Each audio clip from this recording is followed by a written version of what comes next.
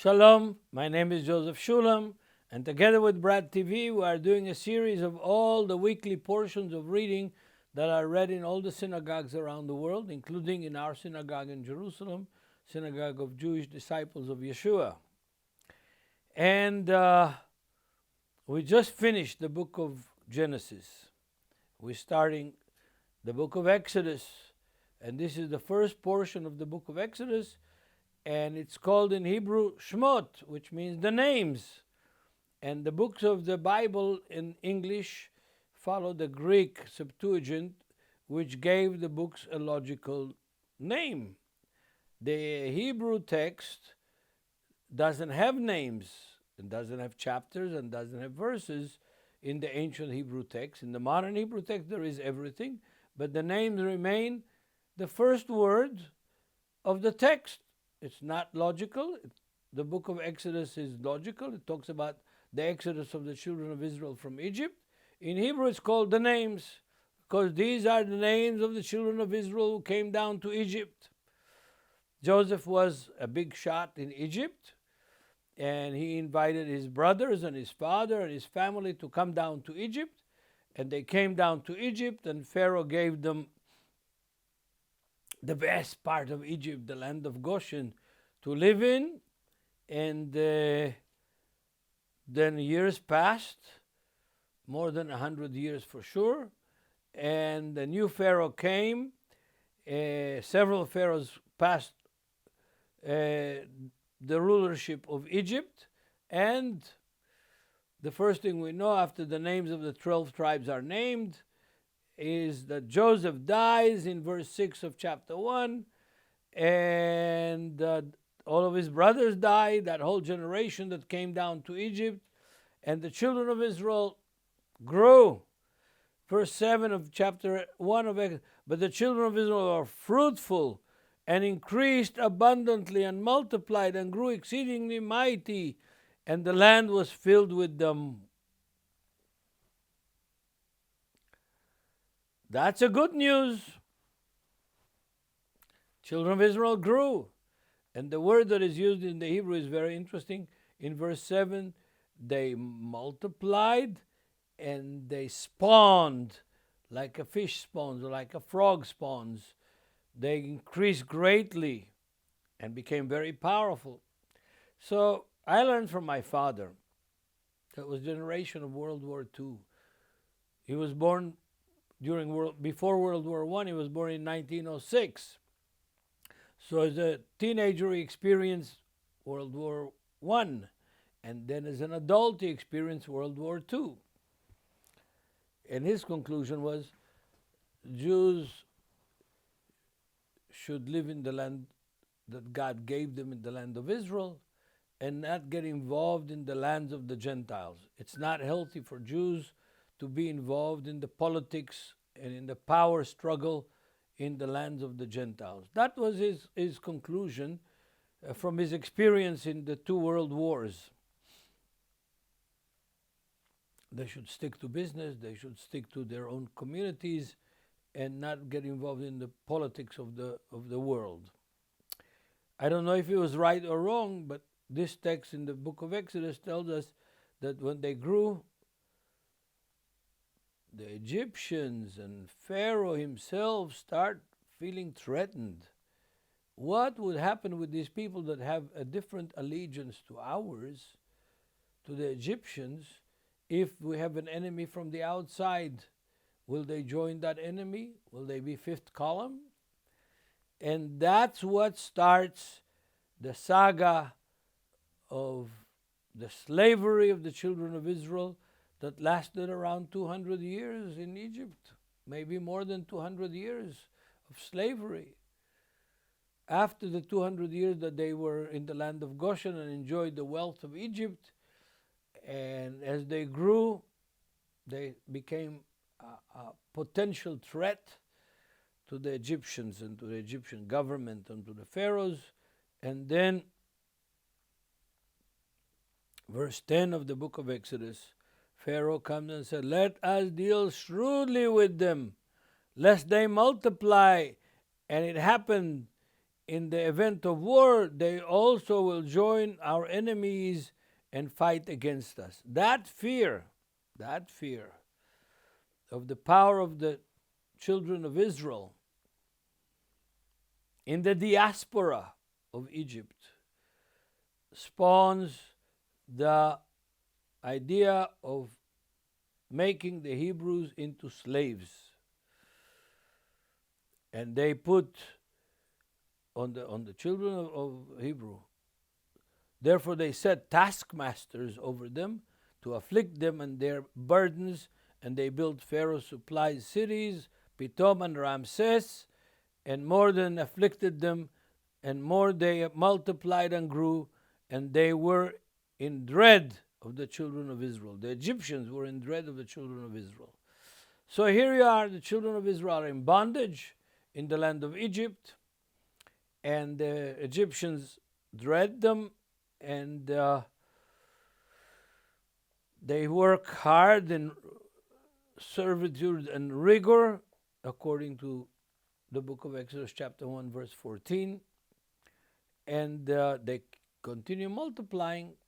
So there has to come now some kind of measure that the Egyptians will slow down the growth of the Hebrews, and they appoint midwives to control the birth rate, and that is killing every baby that is a male baby, and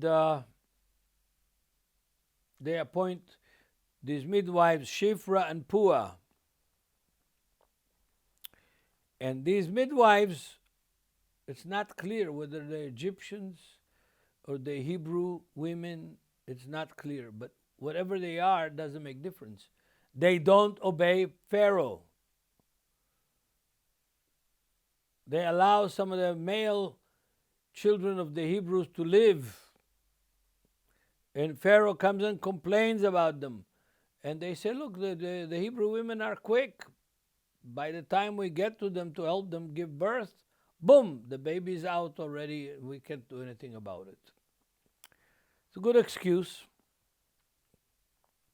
The scene changes and goes from the midwives and their discussion of the Hebrew women to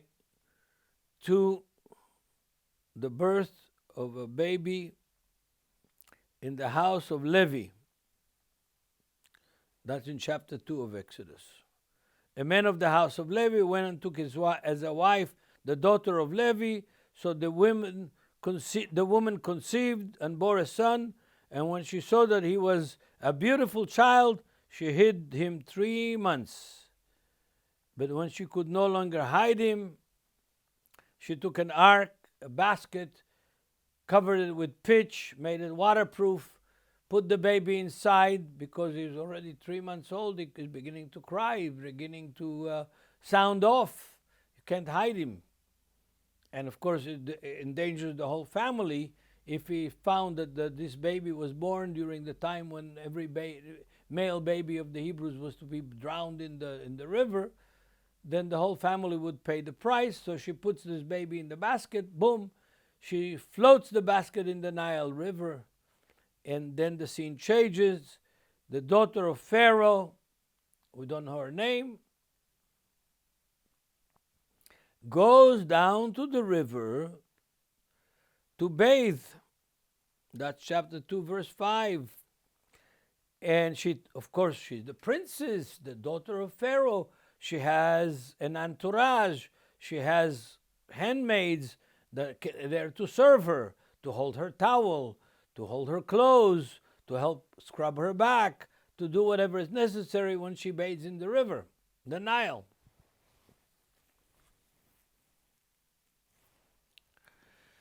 But strange text. Most people don't pay attention to it. She goes into the river in verse 5 to bathe. Her handmaids walked along the riverside, and when she saw the ark among the reeds, she sent her handmaid to get it. Okay, this is a strange text. The daughter of Pharaoh, the princess, goes into the river, into the Nile River by herself, and her handmaids are out on the shore. They don't go in the water with her. What kind of thing is that? I mean, if they're there to protect her and to help her bathe, why is she going to the river by herself?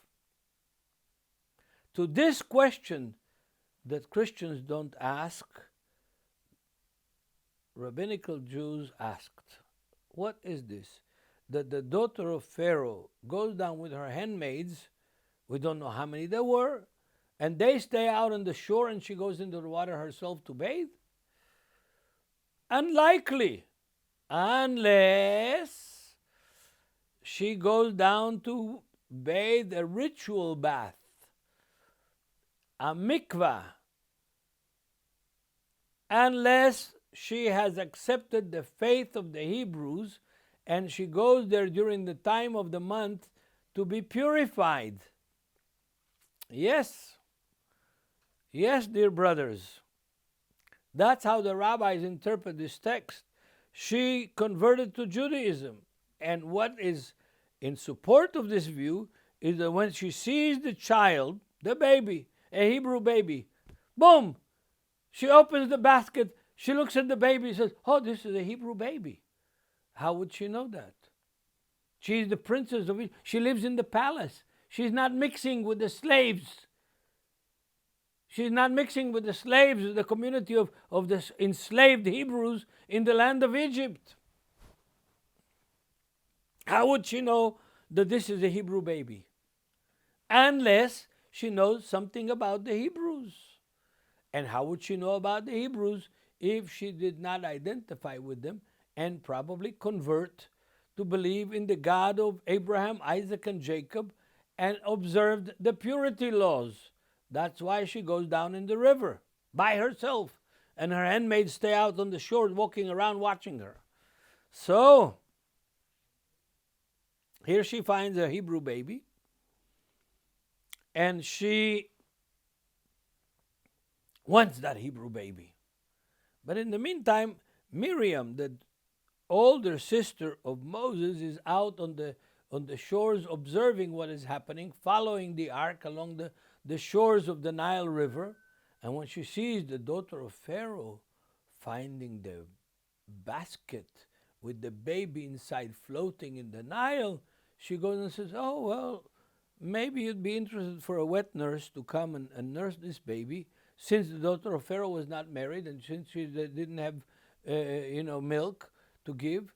So Miriam offers help, and she offers somebody that will nurse that baby. And of course, who comes to nurse that baby? Moses' own mother, Yocheved. Yes. And so it's all arranged, you could say, by the hands of God. You could say by the partnership of the hands of God with the intervention of men. And that baby is raised in the palaces of Pharaoh as the grandson of Pharaoh. We don't know how Pharaoh reacted when his daughter brings in a baby into the palace. And she knows it's a Hebrew baby. I don't know if Pharaoh knew it was a Hebrew baby or didn't know it was a Hebrew baby. But he accepts his daughter's decision and respects her desire. And that baby grows up as the prince of Egypt in the palaces of the pharaohs. And whoever has visited Luxor, Karnak, Heliopolis, and the other great cities of ancient Egypt knows that the palaces of pharaohs were sumptuous, were beautiful, were huge, were rich and powerful. Egypt was the most powerful empire of that day that ruled from Tunisia on the shores of the Mediterranean all the way down to past Lake Victoria in Africa. So about a good third of all of Africa was in the empire of Egypt. So there we are. Moses grows up there, and he is now 40 years old, educated as an Egyptian, ate, lived, dressed as an Egyptian in the house of Pharaoh. But suddenly, in verse 10 of chapter 2,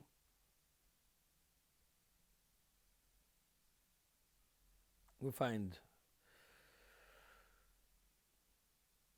the following text.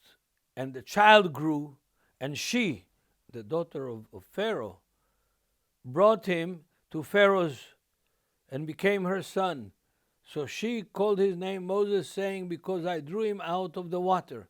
And now it came to pass, in those days, when Moses was grown, that he went out to his brethren and looked at their burden and their suffering. And he saw the Egyptians beating a Hebrew, one of his brethren. Oh, wow. Look, dear brothers and sisters, this prince of Egypt, 40 years old, he knows who he is. In this text, verse 11, chapter 2 of Exodus, we know he already knew who he was. He knew that these slaves that are being beaten and worked into slavery to their bone are his brothers, are his brethren. But it took him 40 years to realize that. It took him 40 years to feel that he belongs to them, that they belong to him. And then he goes down to them. And the English says he went out to his brethren. In the Hebrew, he went down to his brethren. And he sees an Egyptian beating a Hebrew. One of his brethren, he identifies with this Hebrew that is being beaten by the Egyptian slave driver. And he looked at his way, this way and that way. In other words, he knew what he was doing. He looked to the right, he looked to the left, he saw there's nobody seeing. Boom! He hits that Egyptian, he kills him. Frees the slave, sends him home.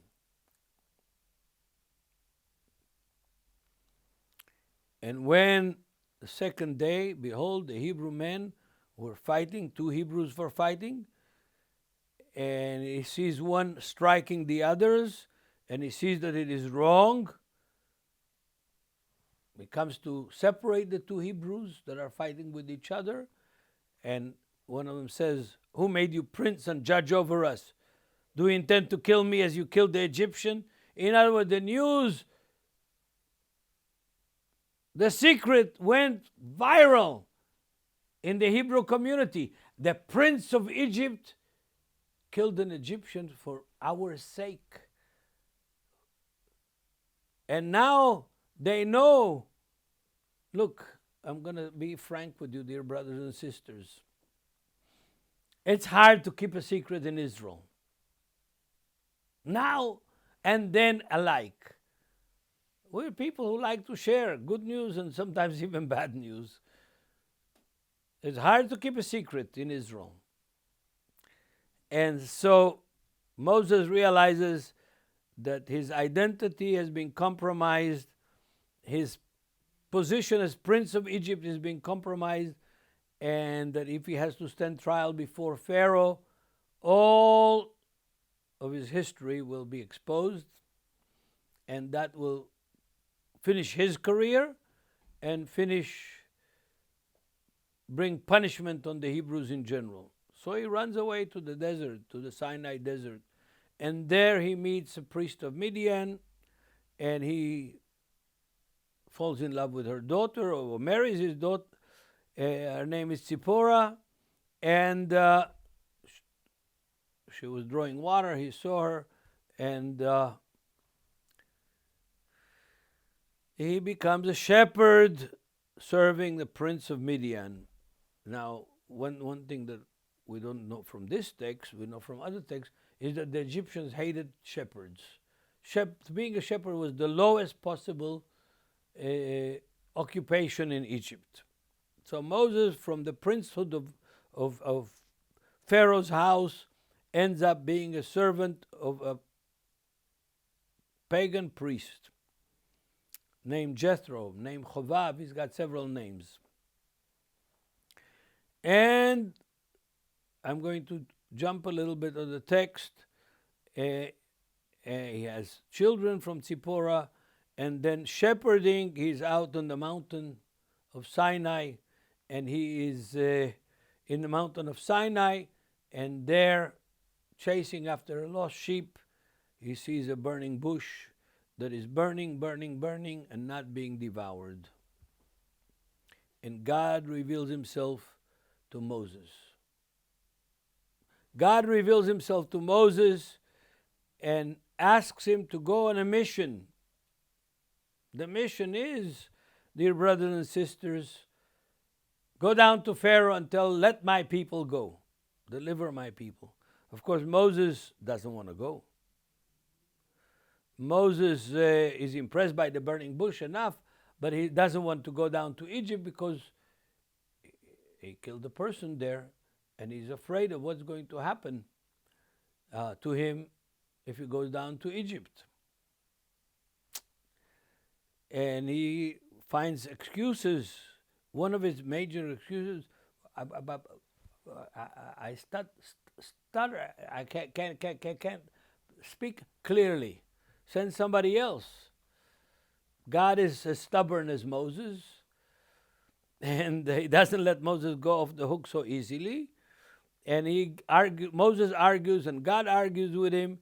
It's a very interesting discussion between God and Moses. But in the end, of course, who wins? God wins. God wins with an argument that we find in chapter 4 of the book of Exodus. Moses says, I can't express myself right. And God says, who do you think made your mouth? You think I don't know who you are? I don't know your capacities? Here is you have a stick in your hand? Let me show you what I can do. Throw the stick down. Chapter 4. And Moses throws the stick down. It becomes a snake. Or depends how you interpret the word tanin. It becomes an alligator. It becomes a snake. It becomes a vicious animal. And then God says to Moses, pick it up from the tail. Which anybody knows that if you pick up a snake or an alligator from the tail, it's going to turn around and bite you. And Moses has to be obedient. He picks it out from the tail. It becomes a stick again. And God says, here is one sign. You go down to Pharaoh, you'll have the power. I'm giving you the tools to face Pharaoh and his wise men and tell Pharaoh, let my people go. Dear brother, this is not a small thing. Moses, with a stick and a stutter, goes down to Egypt. On the way, there's all kinds of problems that he faces. But the big news is that in the end, Moses gives in to God with his stick and with his stutter. And God provides him with Aaron, his brother, to be his mouthpiece. Aaron, his brother, is his mouthpiece, and he can speak.